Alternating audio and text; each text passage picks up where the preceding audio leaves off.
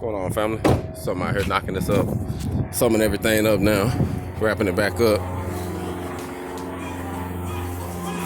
Gonna show you what I did.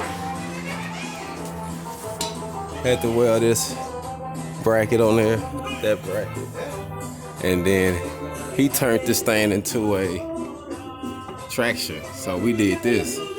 So now it's positive traction. That's pretty neat. I ain't never seen nothing like this. So that's gonna be neat. You never seen this? Nah, I ain't never seen anybody do it. I think that's dope as hell.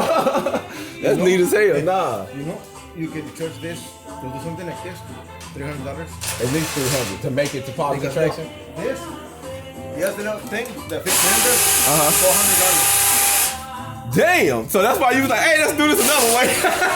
Well, one of my friends did it on his Camaro.